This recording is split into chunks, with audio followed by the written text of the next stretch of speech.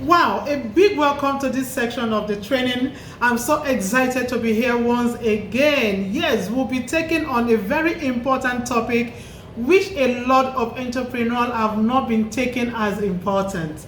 Oh yes, a lot have not been taking it as important. And what is this topic all about? Your business plan. Look, according to research, a lot of businesses have failed because they have refused to do the most important thing about their business. What is actually a business plan, and why do you need to have one? Yes, a business plan is actually a well stated out goals of yours and an appropriate plan put together with the goals to be able to achieve them. Yes, some businesses have failed because of lack of sales, because of lack of management, poor management. But look, majorly, a lot of businesses have failed lately, especially at this era, because of lack of this most important aspect of their business, which is putting up a business plan. So let's go straight into the various points that can actually help you achieve great success with that business right away. Yes, number one, you need to have a clear vision stated out. Yes, what is your vision? A lot of entrepreneurs have dreams, you have your goals, you have everything well, stated out in your mind as at the time you are starting out the business. But failure to put this down will make the vision blurry, and we don't want you to have a blurry vision, because having a blurry vision will make you to forget a lot of things that you have actually set out that business for. Yes, these dreams are big, but having it well stated out will enable you to always remind yourself of what you have actually set out to do. So number one, put a vision well written down and well stated out in your business plan. Number two, you need to know your goals and objective. Yes, this is also very important because your goals is actually what will help you achieve your vision. So what are those goals of yours? What are you actually looking at doing with that business of yours? So many people, when they set out with a good example, a food business, they'll tell you, I want to reach out to the whole of Nigeria. Some will tell you, I want to sell to both Nigeria and Nigerians in diaspora. Under these goals and objectives, you need to state out all you need to do to be able to achieve that vision of yours. So stating out your goals and putting down the objective to be able to achieve the goals is what you are going to do. So under this, you need to state out the goals that is going to be under short-term goals, those that will be under mid-term goals, and the ones that are going to be under your long-term achievements. So what are the things that are likely to be achieved within a short period of time? Those that can be achieved within a period of 6 months or a year. The midterm goals are those that you can actually achieve in the period of 2 to 3 years, while the long-term goals are those that you can achieve in a period of 5 years to come. All these things have to be well stated out. Are you looking at having your branches in the whole of Nigeria within the next 2 years? Or what are you looking at? Looking at setting out a 2,000 numbers of products to the whole of Nigeria in the next 6 months? Or you are looking at setting out like 5,000 of your items to the whole of Nigeria in the next 5 years? What are the goals? Under this, you need to state out what these goals are. And the next thing you are also going to look at is the ways to be able to achieve these goals you have set out. Number three, you need to define your unique selling proposition. Under this very point, it's very, very important for you to note down what you are going to do as regards those sales of yours and how you are going to be unique from what others are doing. Honestly, to be able to achieve a lot of these points, you need to make proper research. Oh yes, don't feel overwhelmed. This is very important. If you can use a whole time to set out a business plan for your business, you are sure going to save a whole lot of time than somebody that have not done a business plan before starting. Honestly. So don't feel overwhelmed. All you need to do is to research what are the ways your competitors are using to sell their products. And you now have to define your own selling proposition. What can you add to it? What are they doing and what can you add to it? Are you looking at giving out offers, or you are looking at doing a combo plan, or you are looking at doing a sales at the beginning of your sales? You need to work out a very good plan to be able to achieve those goals of yours as a beginner in that business. And peradventure you have been in business for a whole while now, you can still make all this necessary noting down. Define your selling proposition. Look out for what your competitors are doing. Improve on it, especially on the sales. Look at what you can add up to whatsoever others are doing in your niche and do it. So number 3 is defining your selling proposition. Make it very clear in your business plan. Number 4, you need to understand your market just like the back of your hands. What is that your market is looking out for? Understand it properly. And you can only do this by researching on your competitors. Don't mind, maybe you are coming up with an idea and you feel, oh my God, a lot of people are already doing what I actually wanted to do. You need to have a proper understanding of this. Don't ever go into what others have not done before, because this is going to be very difficult being able to sail through. But finding out that a lot of people are doing what you are doing makes a whole lot of sense, and you can actually do better. So all you need to do is to research on them. Do a proper understanding of the markets they are servicing. Look out for those markets and do the same. So you need to have a proper understanding of what your market needs. I'm going to be using food as a good example all through this training. Yes, because I know so many people lost food. So for a good example, you are setting out to sell a product on the food niche, and you need to understand what are the people in that similar niche of yours doing right away. They are packaging rice, they are packaging gari, they are packaging pomo, they are packaging all these things, and they are selling it individually or in combo pack or in whatsoever. You can also define a different niche from what they are doing, or you also dwell on their own niche and go all the way out to make it even more reasonable for anyone that comes to your own plug. Make your own plug to be well acceptable as somebody that is launching out newly into the food niche, by ensuring you look out for the market. What is the market lacking? You can also do some research. Send out some messages to people. What do you feel you really need when it comes to getting your groceries in the market? Where have they been able to meet up servicing you properly? And which area have your food niche or food plugs been failing you? Try to send out these questions to be able to have a proper understanding of your market niche.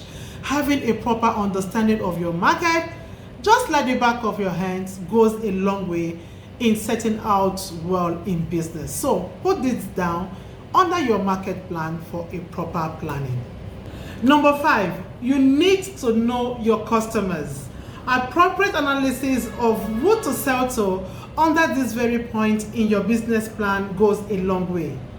If you're that entrepreneur that is willing to sell out as you are setting out, you need to have a proper understanding of who you are selling to. There are certain things that get people attracted if you are able to understand them. And this is what you'll be doing under knowing your customers. So, under your business plan, on the point of know your customers, you need to state out the age, the gender, the occupation, the association they gather, the groups they are always locked in, and everything that has to do with that customer of yours. Know them more than they know themselves. This is under knowing your customer in your business plan. So let it be well stated out. Number 6, you need to have a research on the demand and supply of your products. Before setting out in business, you actually need to do a demand and supply curve. What does this give you? It enables you to have a proper understanding of who are those in demand of your product and at what percentage. If you organize a demand and supply analysis for your business, you'll be able to know from inception that, look, this business has a higher demand, because honestly, your business needs to be in a very high demand before you set out for it. And that is why a lot of businesses in the first 2 years fail, because they have failed to really make a proper research on who are those that are actually demanding for their products and in what numbers are they. Because when the demand is higher than the supply, then launching out into the market is going to be a wow. But when the supply is higher than the demand, there's always going to be a problem, and that can actually lead to the failure of such a business. So under this point, you need to state out the percentage of demand for your products. You can make appropriate research by going through Facebook, going through a lot of platforms like WhatsApp, throw out some questions about your product or service, ask questions from people about their views of the product and how and what they actually feel about it. If they actually need this product, you will have comments coming from people about the need for the product. Candidly ask even close friends to tell you their own personal and friendly point of view about the product and service you have to offer them. Just hear from them and note down the breakdown or the analysis you are able to get from their observation. So this is very important. Do your demand and supply analysis to be able to have a very accurate information about the product you are launching out. Number 7, set out your marketing goals.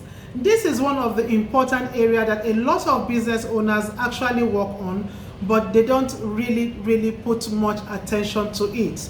And this is one of the major aspects of any business.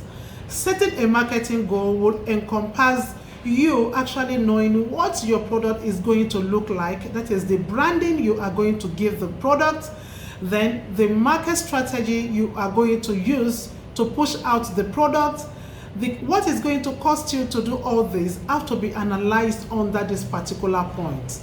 Yes, the cost of the product in terms of what is the finishing of this package. For a good example, you are pushing out a food product and you need to package it to make it presentable. You need to go all the way out to ensure that in as much as your costing is reduced to the barest minimal, it's also come out very well branded. It comes out very unique and beautiful. And also because this is going to help your marketing, and this is what you are going to be doing under your market research. So setting out for your market research has to do with from the point of the product to the point of marketing the product. And you need to actually look out for what others are doing to be able to improve on it. You know, I've been mentioning this a lot. Spy on your competitors is allowed. Look at what they are doing and put necessary measure in ensuring that what you have to offer is even much more better, and if possible, even much more reduced. So number seven is research on your marketing goals. Number 8, you need to pen down your marketing strategy. After actually analyzing what all your product is going to cost you to the finishing, you need to also develop a strategy for marketing it. Have you been able to explore the online marketing strategy? But candidly, a lot of things is happening on the online platform, and you need to work on exploring that platform. I've always educated a lot of entrepreneurs on why advertisement is of great importance to their business. So as you are setting out under this marketing strategy, you need to look out for platforms that you'll be rolling your products on. This depends on what you have to offer. If you have a product for adults, you need to be able to, niche down to that platform that those people that actually need your products are actually more. Is it on Facebook, or are you trying to target corporate people that are usually on LinkedIn, or you want to market a product that a lot of youths love and most of them are on Instagram? Or is it a product that is really for the general, which you can actually target Facebook on? So you need to actually have a proper understanding of how to market your product strategically, which platform to explore the more, and which platform are you expected to avoid as a beginner.